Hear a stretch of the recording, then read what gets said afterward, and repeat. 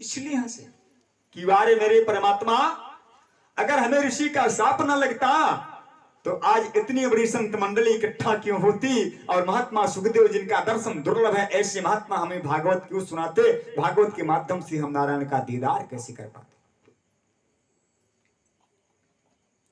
इसी बात को सोच के सभा भी ऐसी कि वारे परीक्षित, तुम्हें शाप न मिलता तो हम लोग भी ऐसी पावन कथा श्रवण नहीं कर पाते। भगवान ने सोचा कि ध्रुव को ज्ञान नहीं है इसलिए हमारी स्तुति नहीं कर पाता है। भगवान ने अपना शंख उठाकर ध्रुव जी के कंठ से लगा दिया।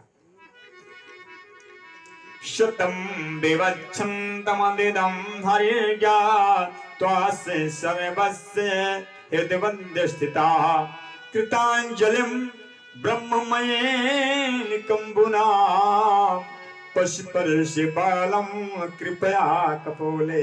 भगवान ने शंख लगा दिया कंठ से ध्रुव जी के। ध्रुव जी को वेद वेदांत का ज्ञान हो गया और भगवान की ध्रुव जी ने बड़ी मंगल में स्तुति करी है। भगवान ध्रुव जी को वरदान दे रहे हैं। ध्रुव जी ने कहा प्रभु कुछ नहीं चाहिए, अब कुछ नहीं चाहिए मुझे। भगवान ने कहा नहीं, जब भक्त ये कह देता है मुझे कुछ नहीं चाहिए तो उसे मैं सब कुछ दे देता हूं, और जब कहता है मुझे यही चाहिए तो वही दे के चला जाता हूं, लेकिन जब कहता है मुझे कुछ नहीं चाहिए उसे मैं सब कुछ स्वयं को भी दे देता हूं। बोल सच्चिदानंद भगवान की। इसलिए भगवान के मंदिर में कभी भी जाओ तो उनसे कुछ मांगो मत। अरे मांगा किससे जाता है? जिसको पता ना हो कि तुम्हें क्या चाहिए, जिसको मालूम ना हो तुम्हारे पास क्या है उससे मांग लो, और जिसको सब कुछ मालूम है तुम्हारे अंदर ही बैठा रहता है उससे क्या मांगते हो? सिर्फ तुम्हारा काम है उसके पास जाना, उसे सौंप देना कि प्रभु मैं आपका हूं, आप हमारे हो, जैसी आपकी इच्छा। सब कुछ समझ जाएंगे भगवान। लेकिन हम जाते हैं 2 रुपए की अगरबत्ती लगाते हैं और 2 लाख की संपत्ति मांगते हैं सियावर रामचंद्र के लिए। हाँ, कुछ जगह ऐसा भी होता है। कैसा होता है? 10 रुपए का फटा नोट है, कहीं चल नहीं रहा है, कहीं चलो आरती समझ डाल दिया जाए। आरती में गई डाल के नौनिकारी ने 10 रुपए छोड़ देने के पंडित चले हैं सियावर रामचंद्र के जाए। पंडित कैसे चलाएंगे? भगवान को नहीं पता क्या भगवान देख रहे तुम कर क्या रहे हो, कर क्या रहे हो? 10,000 रुपया लिख के हनुमान गढ़ी गए। कंजूस बहुत बड़े हैं। 5 रुपए का प्रसाद पहले लेते थे और 2 साल के बाद जब वहां पहुंचे तो प्रसाद हो गया महंगा सियावर रामचंद्र के जाए। अब 5 वाला 11 में हो गया। अब इस समय तो 11 वाला किसे मिल रहा है? तो जब 11 सुने तो बोले प्रसादवा ज्यादा है कि नहीं? प्रसाद तो उतना 4 लड्डू है। कहीं यार 4 लड्डू और पैसा दूना होगा।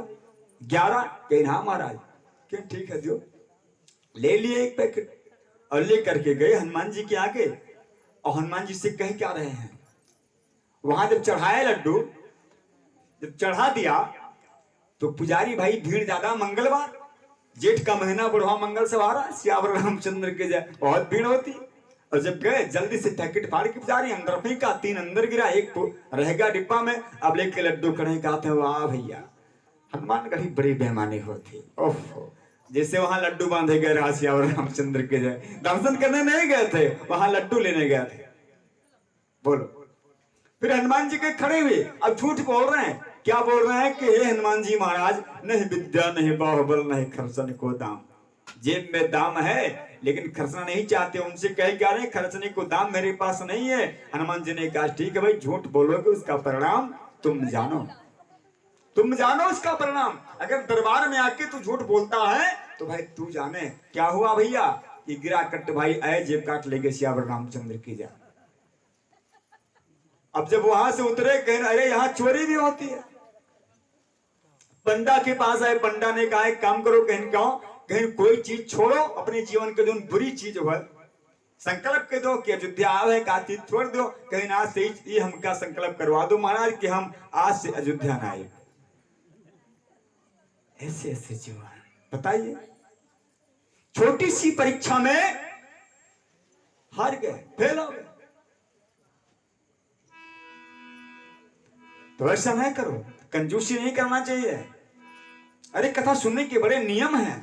हम लोग कुछ नियम को बताते नहीं, ज्यादा नियम बताने लगे कल से श्रोता ही नहीं आएंगे सियावर रामचंद्र के जाए। इसलिए हम लोग जान के उतना नियम नहीं बताते, कथा में चलता है। ए भैया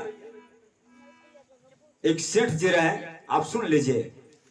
सेठ जी थे तो सेठ जी पूरा जीवन तीर्थ नहीं गए, दुकान पे केवल भैया वहां कमाई करें,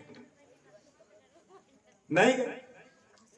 तो पत्नी ने कहा कि हे महाराज एक काम करो कि सेठ जी एक दिन दुकान बंद कर दियो।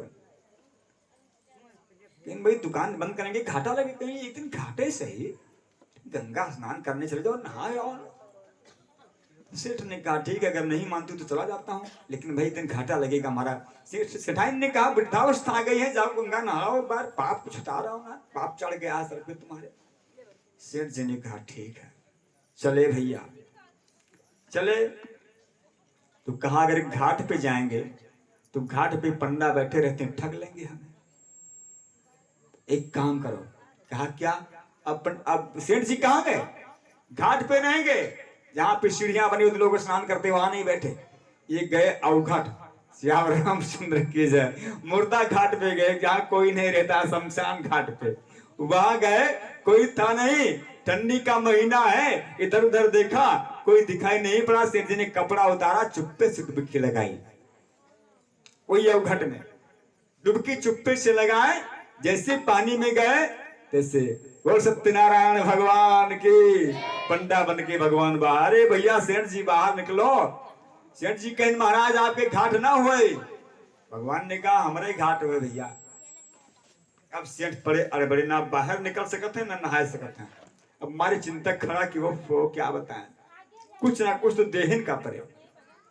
बड़ा प्रयास किया सेठ ने, लेकिन भगवान ने कहा घाट मेरा ही है। भैया सेठ पहले ज्यादा लोग यहाँ आते थे, अब ऐसा है कि अब कुछ लोग कम आ रहे हैं, तो आप जैसे सेठ महाजन आते हैं तो एक आध साल की व्यवस्था एक सेठ से हो जाती है। अरे सेठ ने कहा मैं नहीं कर पाऊंगा 1 साल की व्यवस्था। भगवान ने कहा 1 महीना की, बोला 1 महीना की नहीं कर पाएंगे। भगवान ने कहा 3 दिन की, सेठ ने कहा वो भी नहीं कर सकता। भगवान ने कहा बाहर तो निकलो। बाहर सेठ निकले, भगवान ने कहा कितने का संकल्प बोलते हैं बताओ। तो सेठ ने कहा देखो ऐसा है कि हमारे पास कुछ है वो नहीं, भगवान के उधारो करित है, उधार कर देंगे, संकल्प कितने का बोल रहे हैं। सेठ कहे काम करो, पहले मन में सोचे कि उधार कर, अब देख है ये नहीं है, कहा हमका हेरे जी है। तो कहीं एक काम करो, धेला का संकल्प कह दो, एक धेला। भैया धेला हम देखे नहीं है, गुरुजी हमारे कहते हैं सुना है वही। अब धेला दादा जानते होंगे कितने का होता था, बुजुर्ग जानते हैं। कहा धेला का संकल्प करो। भगवान के चलो धेला का संकल्प बोल दे थे, धेला का संकल्प बोल दिन उधारे। तो सेठ जी कहीं महाराज कब्बो मिला जाए, भगवान कहीं नहीं मिला ना जाए, जल्दी आई। अब सेठ वहां से भगे लेके कुर्ता, भाग करके गली में घुसते हुए अपने घरे पहुंची। सांझ हो गई थी, भगवान सूर्यास्त हो गए थे, मुधेरा हो रहा था। सेठ अपने घर में गए, पीछे भगवान पहुंच गए।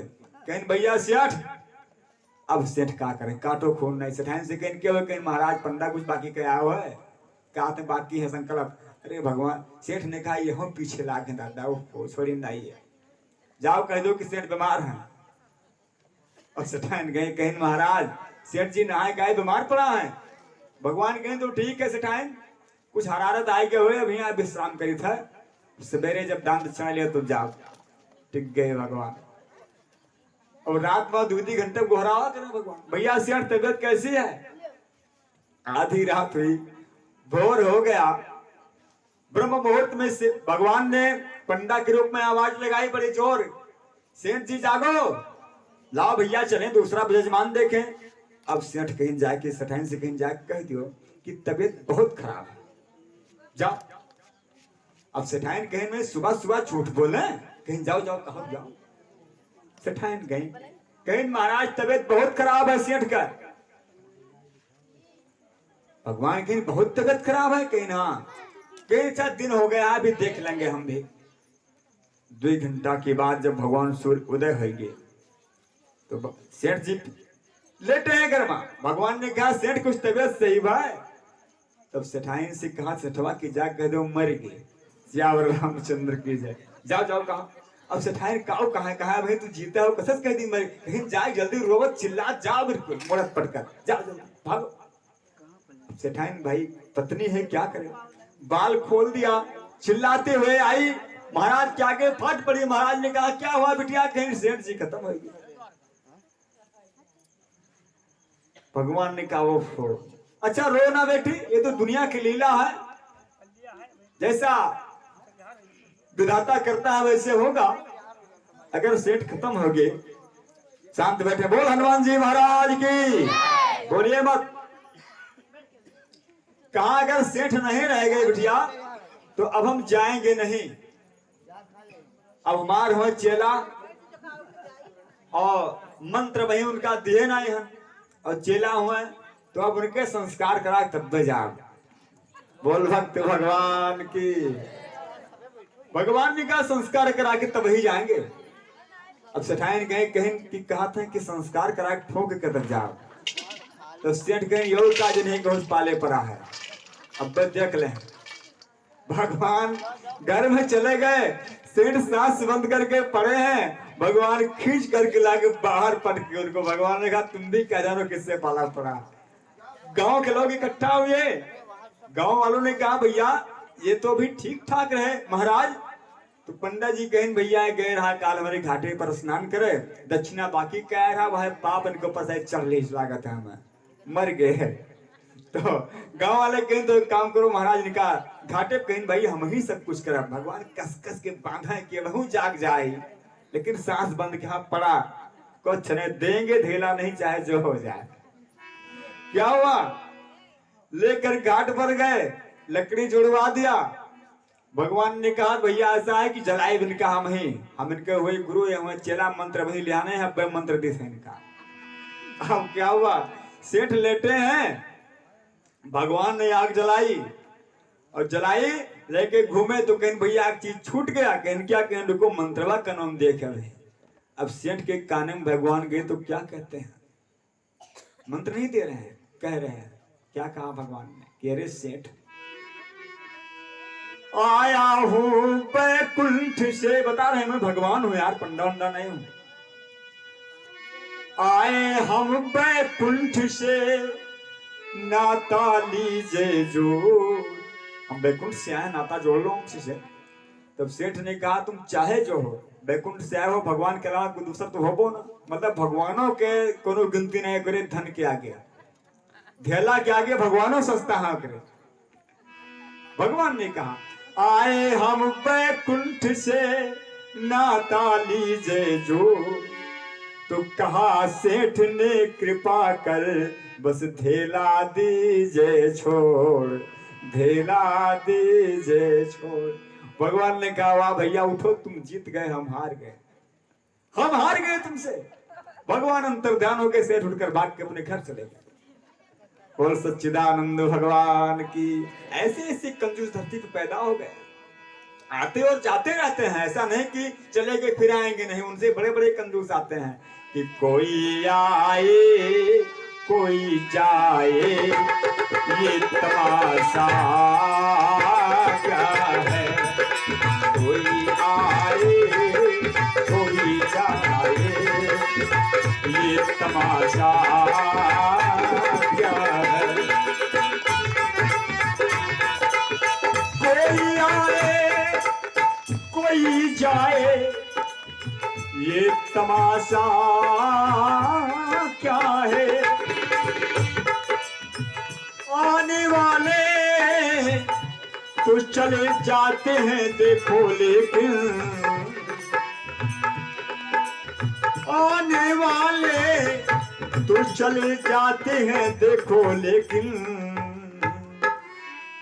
जाने वाले नहीं आते ये तमाशा क्या है, जाने वाले नहीं आते ये तमाशा क्या है, जाने वाले नहीं आते ये तमाशा क्या है। भगवान अंतर्ध्यान हो गए। ध्रुव जी महाराज से कहा ध्रुव तुम जब कुछ नहीं मांग रहे हो तो जाओ, हम तुम्हें वरदान ये देते हैं बेटा कि तुम्हें भी राज्य करना है, जाओ 1 लाख वर्ष तक राज्य करो। कितना? 1,00,000 दिव्य वर्ष राज करो। तो आज का वर्ष नहीं था, सतयुग का वर्ष था। एक बात बताता चलो, महात्मा परीक्षित जी कथा के माध्यम से श्रवण कर चुके हैं सुखदेव जी के द्वारा। सुखदेव जी ने कहा, परीक्षित जो सतयुग होता है, ये सतयुग, त्रेता, द्वापर और अपना कलयुग, ये 4 भाई हैं, 4 युग हैं। तो सबसे पहले प्रलय के बाद क्या, कौन सा युग प्रारंभ होता है? सत्ययुग। सत्ययुग की उम्र, सुनो, युग की भी उम्र होती है। दिन की उम्र कितनी है? एक दिन की उम्र बताओ कोई, एक दिन की उम्र कितना है? वो बिटिया बता रहे हैं कुछ। दिन की उम्र 12 घंटा होते हैं, श्याम रामचंद्र की जय। कितना होती है? 12 घंटे की उम्र दिन की होती है। उसी प्रकार सतयुग की उम्र 17,28,000 वर्ष की है। सतयुग कितने दिन का है? 17,28,000 वर्ष का सतयुग है। ध्यान से सुनोगे मेरी बात, तब समझ में आएगी। सुन करिए। और सतयुग के बाद लगता है त्रेता, त्रेतायुग, जिसमें हमारे राम जी आए थे, रावण था। तो त्रेतायुग की उम्र है 12,96,000 वर्ष का त्रेता होता है। और परीक्षित, जिस युग में आप थे, आपके बाबा पांडव थे, हमारे गोविंद थे, आया द्वापर। तो द्वापर की उम्र 8,64,000 वर्ष घटती गई। और फिर कलयुग लगा, तो कलयुग की उम्र 4,32,000 वर्ष। अभी 5,125 साल कलयुग कुल बीता है। कितना बीता है?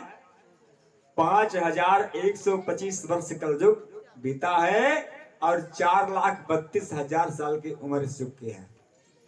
कहां तक कलयुग खराएगा? अरे क्या खरा गया है यार। अभी 5,000 साल बीता, अभी सब कुछ पड़ा हुआ है सियावरण, कितनी बारी को परिवर्तन होगा अभी। इसलिए हे परीक्षित, सतयुग में एक मानव 1,00,000 वर्ष जीता था।